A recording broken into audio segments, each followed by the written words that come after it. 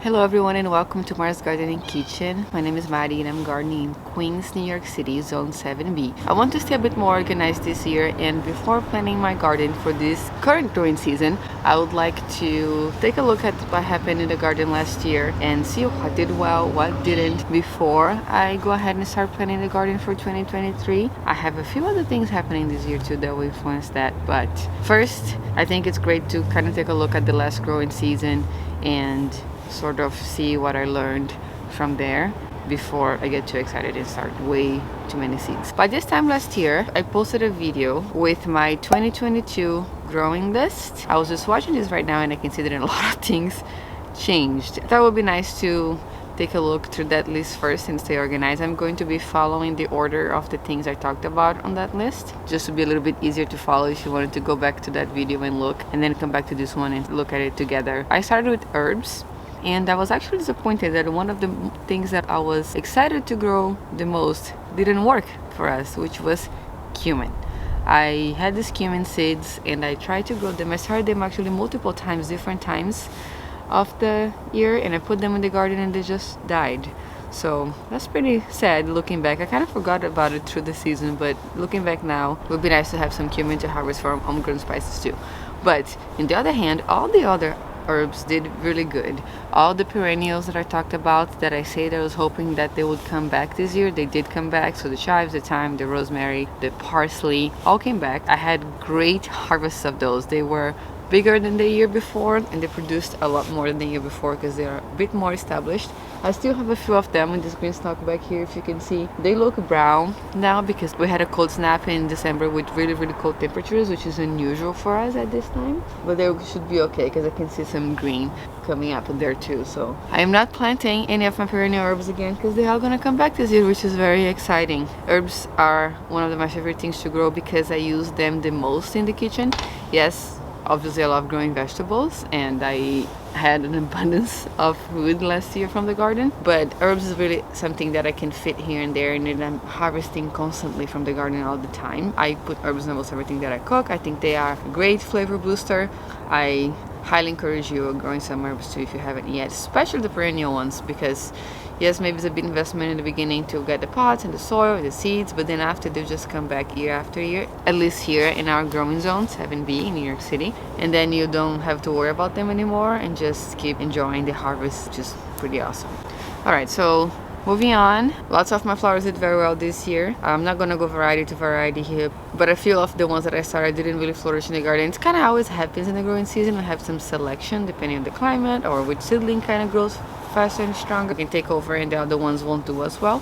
So for the flowers, I was really excited for my zinnias last year and I loved them in the garden this year. The two best performers were from the giant banner series. We do have a problem with powdery mildew here, and I had a bit of powdery mildew in my queen lime series, but then the red wine and the salmon did amazing. So the salmon in the plot did really good, and the red wine that I had in a container here in the backyard did really good. They bloomed all the way into November, where the temperatures are getting much colder. So pretty amazing. Love the zinnias. Sunflowers did really good. The edible flowers, they did good as well. The my dahlias, for the 4 that I planted, only one did really good, which was the orange dahlia, the Marn tuber that I got from Hudson Valley Seed Company, and the other 2 of the other ones didn't even bloom, and then the 4th one, the Sonic Bloom, was okay, the one from Hudson Valley as well, but it was not as tall as I thought it would be, so it didn't impress me as much as the orange one did. And the amount of pollinators that the flowers got to the garden too was amazing. I wish I had a lot more space to grow a lot more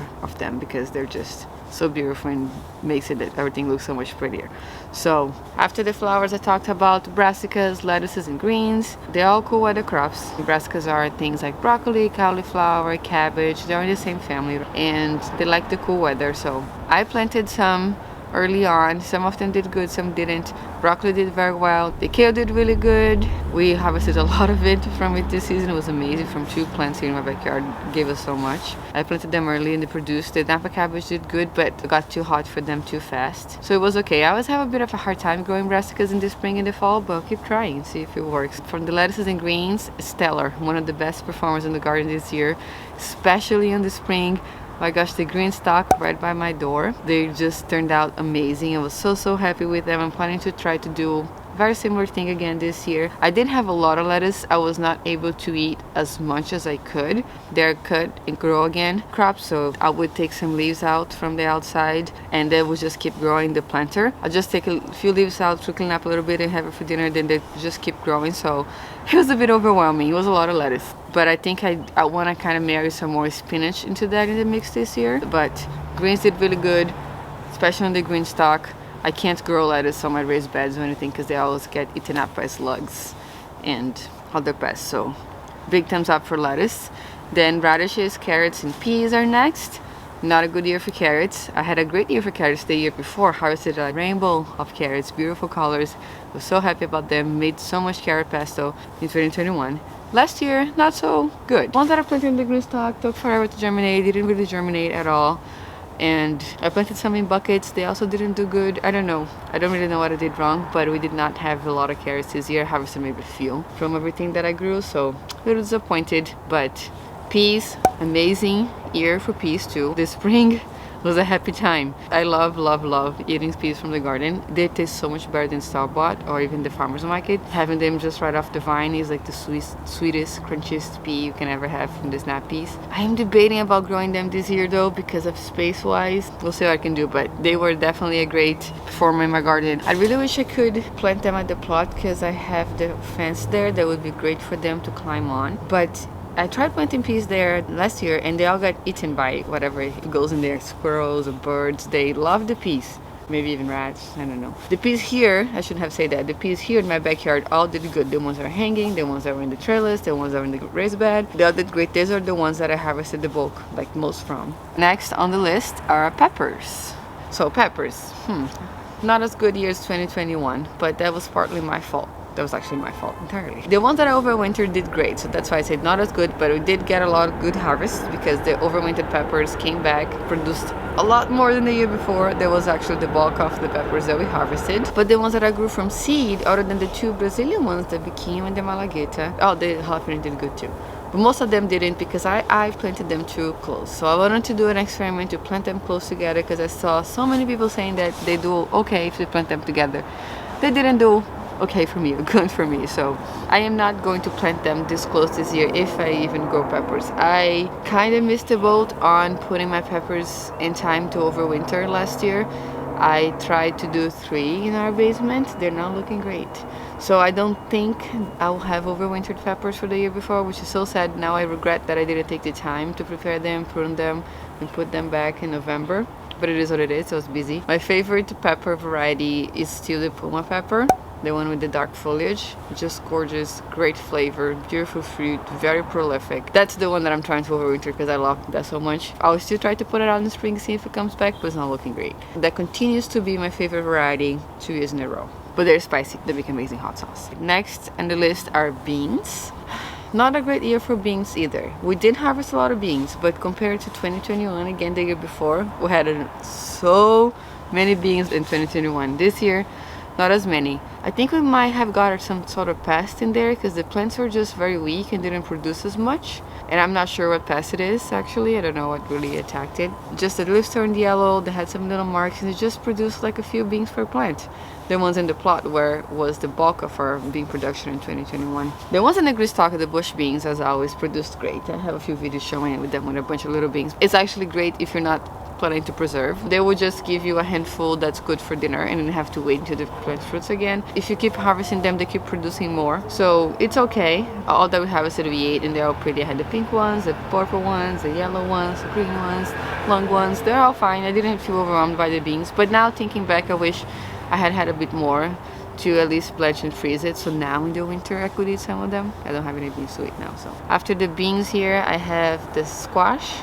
Summer and winter squash. Also not a good year for squash because we had the vine borers again.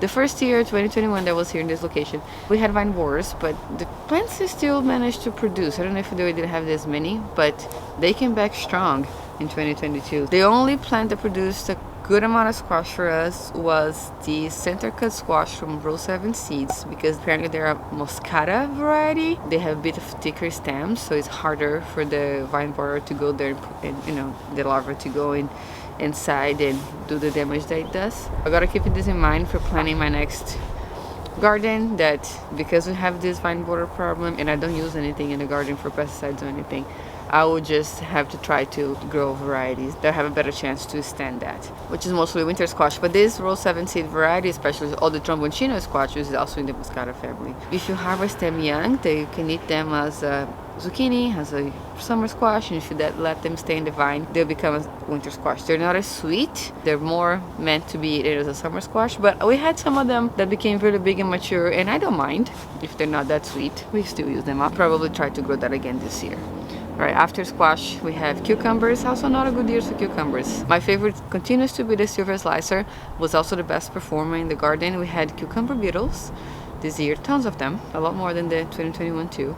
Apparently the pests kind of, they will overwinter in the soil. They will learn, and they know that they're here now, and they also overwinter in the soil. So the longer you garden in one location, the most likely the pests will come here. Obviously planting a diverse garden and attracting some bugs that can be predators can balance out things a little bit more. I think my space is a little bit too small to be able to really get that effectively, but I'm not really hopeful for cucumbers next year, to be quite honest. I'm gonna try probably to plant the silver slicer again because I also prefer the taste of it through all of them, and it's good to pickle and to eat fresh. So that's probably the only cucumber that's making to my list because I have the cucumber beetle problem. And then after cucumbers, eggplant, the fairy tale eggplant produced well, and the long Japanese eggplant. My patio baby that I talked about it so much in the beginning because I was so excited that it did so good in 2021. 2022 they didn't do very well. I planted more of them this time than I did in 2021, and I harvested less. I think I put them out a bit too early because eggplants like it really warm and they just didn't do good. And then okra, very sad year for me for okra. Same thing, they didn't do very good. Maybe it's because I burnt out on the summer and I didn't really water them well. I don't know, same with the eggplant.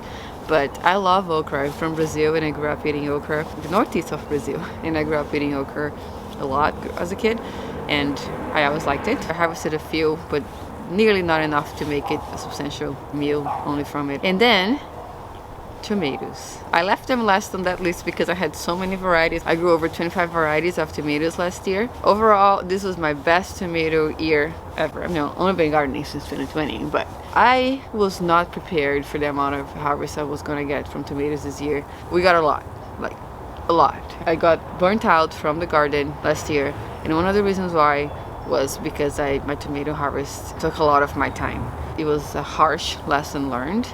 I longed so much to get tomatoes. I love eating tomatoes. I love getting fresh tomatoes from the farmer's market, and I wanted so bad to grow them here in New York City. But then I learned the lesson that you can only do so much with your time, and we have busy lives. In New York, it was very hard.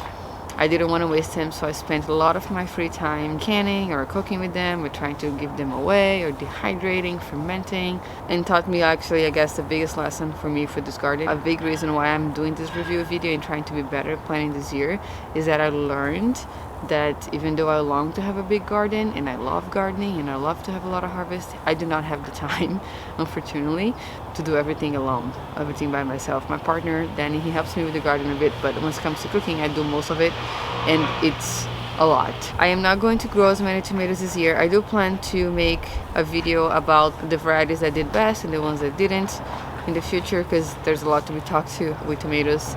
And I opened a little Q&A box on my Instagram because I'm planning to do a Q&A video, and lots of the questions were about tomatoes, so I want to make a video dedicated for them and see how maybe my top 10 varieties and maybe the 10 that didn't work. I don't know, they want to make promises because life is busy and I don't know if I'm gonna have time to film, but I'm planning to because I think it's important, and I want to do that as a reference for myself too. But that was it with that list. It was already helpful for me to kind of just go through it and sort of have an idea planning my veggie garden that will be smaller next year on what I should be really dedicating my time and space to grow or not. So I'd love to hear from you too. If you did a little garden review, if you're planning to do in the future, let me know in the comments below what worked, what didn't work. Let me know where you're from in your zone so we can kind of learn what worked in different areas. But this was the overall review for the year. I might do a more detailed video going month to month and talking more about other things like pests, that came, when they came, what I did about it, or disease or weather patterns. We'll see. I would love to do that. I hope I have some time because I think that would be very, very helpful for me and for a lot of people. It'd be great for me to look back and kind of have an idea, even through this year, to see, month to month what was happening. Writing this down to make sure that I try to do that too. And I'm going to link that video right here with the grow list that I'm talking about, so you guys can watch that next. And if you feel inspired, you can even watch all my garden tours if you have some extra time. But thank you again for watching, and I'll see you next time.